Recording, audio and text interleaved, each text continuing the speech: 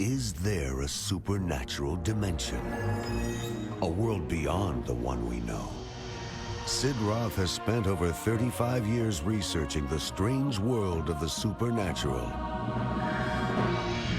Join Sid for this edition of It's Supernatural.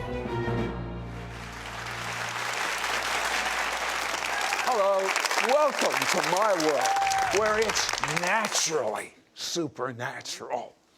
My guest is the first woman in 1,400 years to go into a mosque, proclaim Jesus, and see miracles.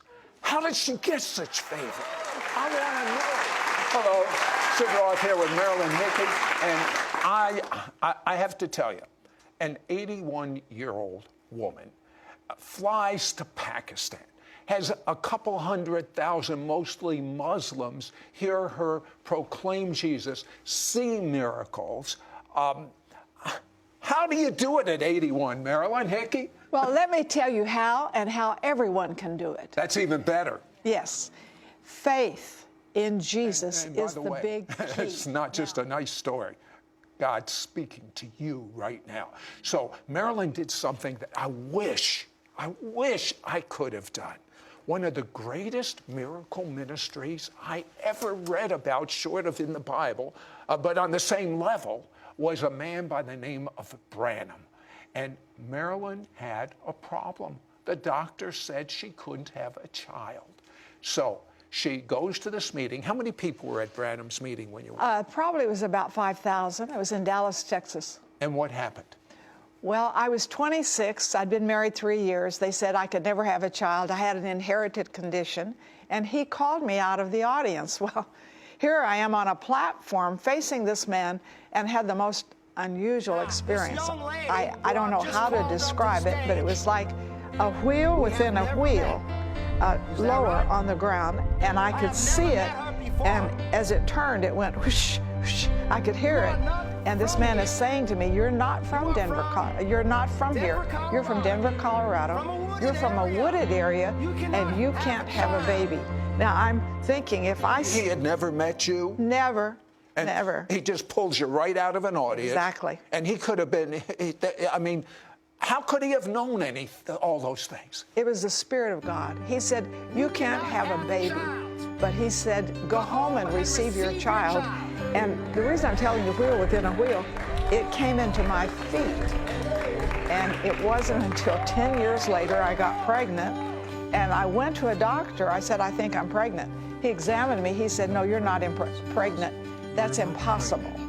He said, "You're not pregnant. You're going through a change." So I went home and went through some more changes and, and went to another doctor. He said, "This is a 5.5-month pregnancy." And of course, you can see Sarah on my program. But the key, 10 years from that word. You see, it's like the game of baseball. You don't have 3 strikes and you're out. You are only out if you quit swinging.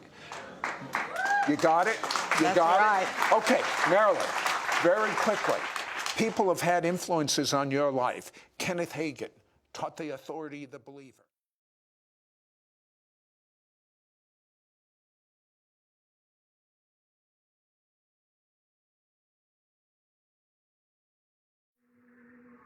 Does that take all the superstition away from it? It's God. I don't know those people, but your faith has healed you. Go home, you're well. What did they touch? They never touched me. They're 15 yards from me. It's the high priest, Jesus Christ, the same yesterday, today, and forever, the resurrected one. Don't doubt. Believe. I'm sorry. It was in the audience. I just have to work as the Spirit moves. It's such a weakening affair. Are we strangers?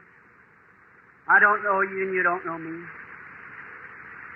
If God will tell me what you're here for, you believe me to be His servant, you know something's going on.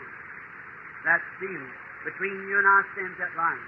You're moving from Him, you're moving way away. I can tell you right now, you're not from around here. because you're from a wooded country where there's much heavy timber and wood. And you're suffering with a female trouble, and you've got a desire in your heart to have a baby, and you can't have the baby. And you come from Denver, Colorado. Thus saith the Lord. That's right. Go home and receive your child. God will give it to you.